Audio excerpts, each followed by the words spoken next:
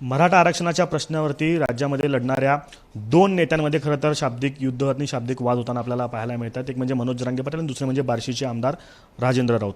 राजेंद्र राऊत आपल्यासोबत आहेत. खरं तर भाऊ, बघून घेण्याची भाषा होती, घरात समोर येण्याची भाषा होती आणि दुसरीकडनं तुम्ही देखील तुकड्यांची भाषा आता करतायत. नेमकं काय चाललेलं आहे आणि कुठं बिघडलं आहे सगळं? नाही, मुळात माझी त्या मनोजदादा जरांगे पाटलांना आणखीन पण आपल्या माध्यमातून विनंती आहे की त्यांनी मराठा आरक्षणाचा मुद्दा हा व्यवस्थित कडेपर्यंत न्यावा. त्यामध्ये राजकारण येऊन देऊ नये. राजकारण आलं तर ह्याला 17-60 फाटे फुटणार आहेत. त्यामुळं राजकारण मुळात येऊन देऊ नये. आता जी त्यांची भाषा सगळी आहे ती सगळी राजकीय यायला लागली आणि बघतो ठेवतो अमुक करतो तमुक करतो, ही चांगलं नाही. त्यामुळं तिकडून जे शब्द येतील तसं उत्तर काही मंडळी देणार आहेत त्याचा राग. पण जसं तुम्ही एखाद्याला बोलताय, आता मी एखाद्याला बोललो तर नम्रपणे बोलावं, मला नम्रपणानं उत्तर येईल. मी जर चुकीची भाषा वापरली तर मला कोणी ग बसणार नाही. शेवटी लोकशाही आहे. आता वेळ का आली? कारण तुम्ही अनेक वर्ष त्यांच्यासोबत केलं, तुम्ही बार्शीला त्यांना बोलवलं, त्यांच्या सभेनं मोठं स्वागत तुम्ही केलं, पण आत्ता ही वेळ का आली की डायरेक्ट टोकाची भूमिका घ्यावी लागते? आता अहो, त्यांची सभा करण्यामध्ये माझा सिंहाचा वाटा आहे. माझी सगळी टीम होती. तुम्ही सगळं समर्थन केलं होतं. त्यांना भेटायला गेलो, मराठा समाजाचा प्रश्न सुटतोय म्हणून मी वेळोवेळी त्यांना विनंती केली. सगळं त्या SITची चौकशी मागं घेण्याकरता मीच भांडलो मुख्यमंत्र्याला, त्या गृहमंत्र्यांना, सगळ्याला. मुलांवरच्या केसेस मागे सारखं. आणि त्या चळवळीत मी पहिल्यापासून आहे, आज आहे आणि उद्या पण राहणार आहे. मी आयुष्यभर किती योगदान द्यायचं तेवढं देणार आहे. माझ्याबद्दल का तडकायला लागला घेण्यान देण्याचं? मला ज्या दारात सभा घेतो, मलाच ही करतो ती करतो, हे काय नेमकं? मग तुम्ही आमच्या प्रतिस्पर्धेचं 5-10 नाव घ्यायला लागला, माझ्यापेक्षा सोपल बरा. असं नका ना करू. तुम्ही राजकारण आणू नका त्याच्यामध्ये. फक्त समाजाची जी चळवळ आहे त्या समाजाच्या चळवळीला तुम्ही व्यवस्थित तुम्ही न्याय द्यायचं बघा ना. आम्ही कायमचं कुणीही ह्याच्यामध्ये चळवळ मराठा समाज असू दे, काय जी वाटेल तेवढा त्याग करायची आमची तयारी.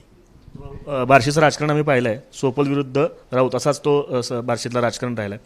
केवळ सोपलांचं नाव घेतलं हा एकच आक्षेप आहे की आणखी काही आक्षेप मनोज जरांगे पाटलांच्या विरोधात? नाही, माझं स्पष्ट मत आहे की पवारसाहेब बार्शीला आले, सोपलांच्या घरी गेले, रोहित पवारांचं माझं तू-मी झालं.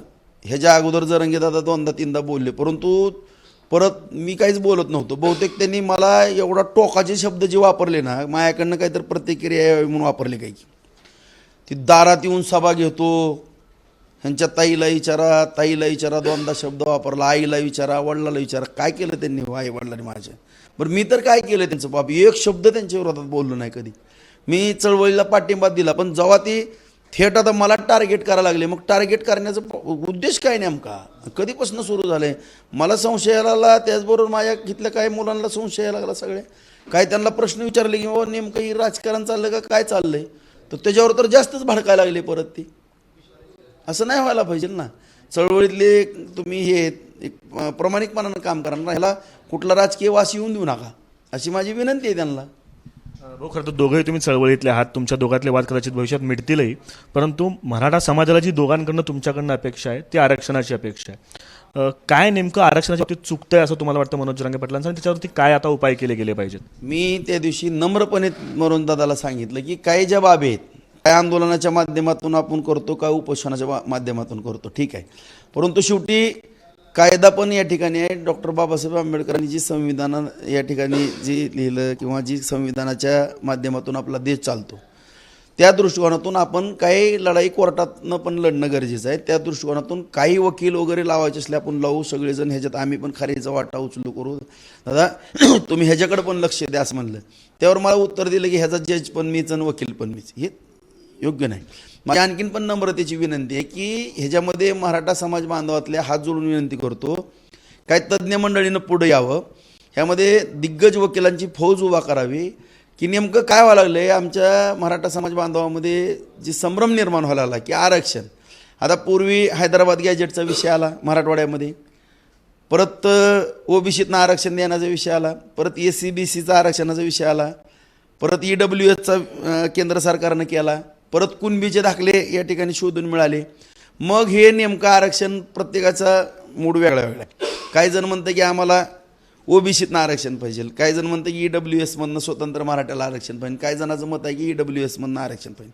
काय मराठा समाज बांधवांची मागणी आहे की आम्हाला त्यांना हैदराबाद गॅजेट आम्हाला लागू करा.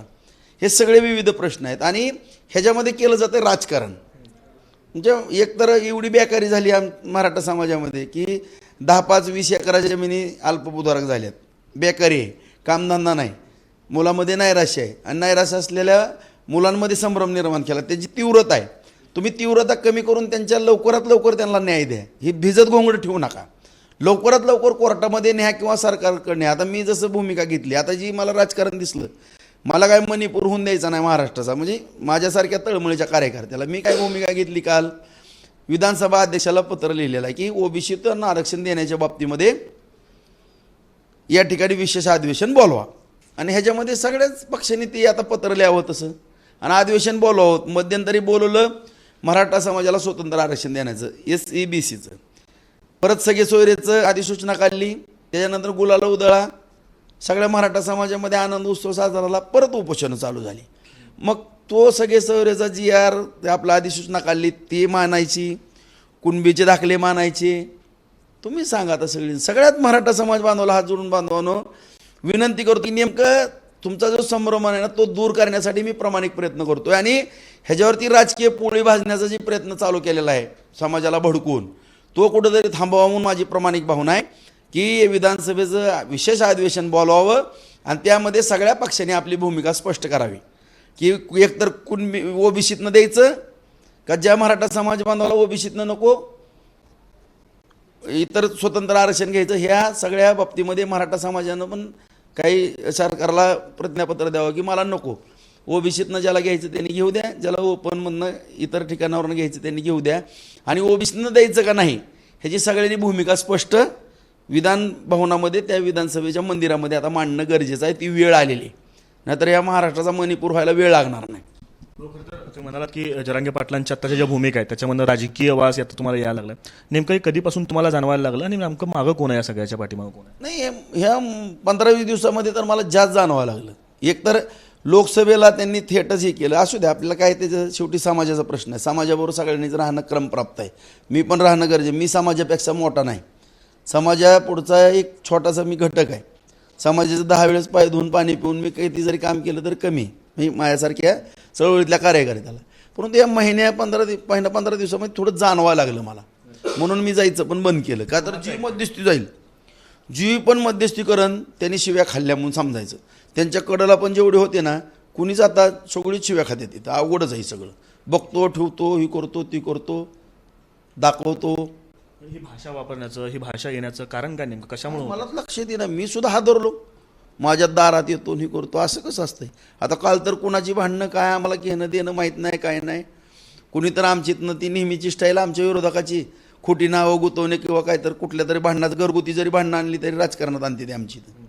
तसं काय त्यांना कुणी तर सांगितलं भाषणात म्हणले कुठल्या गरीबाच्या लेकराच्या डोळ्यात पाणी आलं, शंकर पाटील नाव कोण आहे की हां शंकर कोण, त्याच्या डोळ्यात पाणी आलं आणि मी माझ्या लेकराच्या डोळ्यात पाणी आणन. आता ही काय बाबा नेमकं माझ्या लेकराच्या डोळ्यात पाणी आणून माझा मर्डर करायचा प्लॅन केला का आता?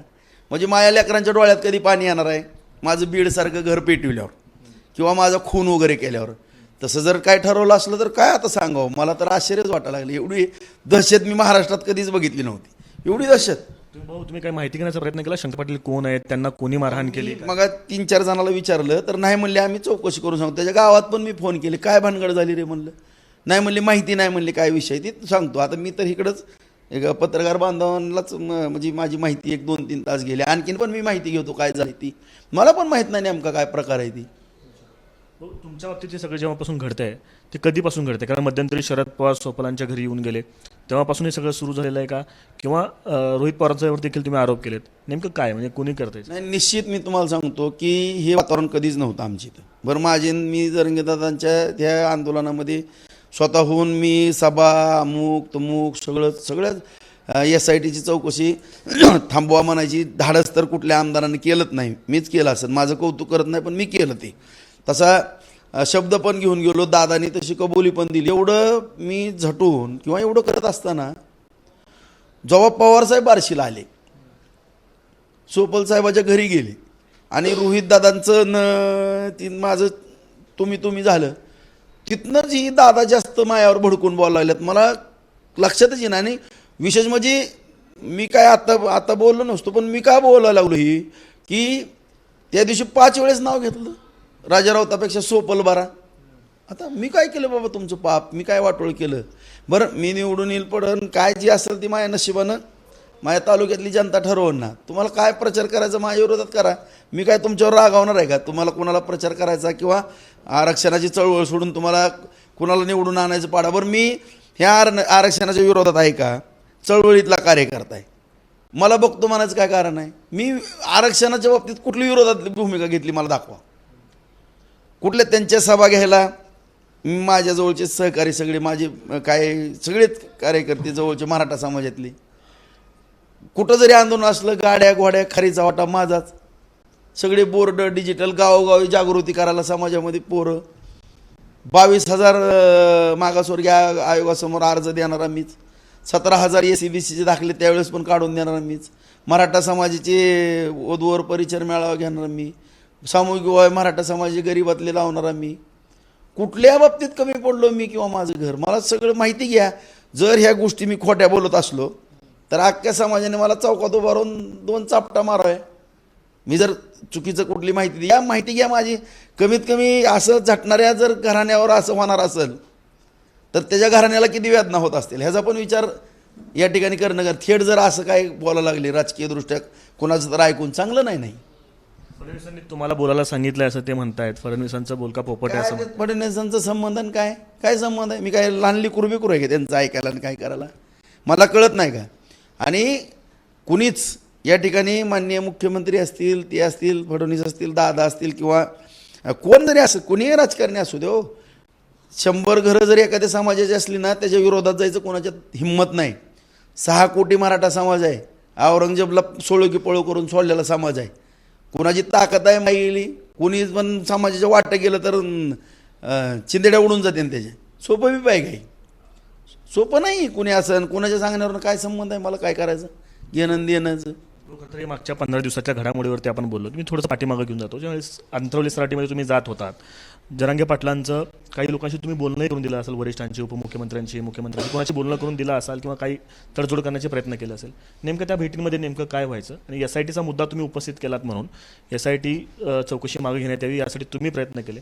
हे प्रयत्न तुम्ही वैयक्तिक तुम्हाला वाटलं म्हणून केले की जरांगे पाटलांनी असं काही त्यांनी सांगितलं? मला बार्शीतल्या सगळ्या तरुणांनी सांगितलं की भाऊ तुम्ही चळवळीतले कार्यकर्ते आहेत, मनोज दादा पण काम करतात, तुम्ही ह्याच्यामध्ये हस्तक्षेप करा, तुमचं जरा शासन दरबारी थोडं ऐकतात.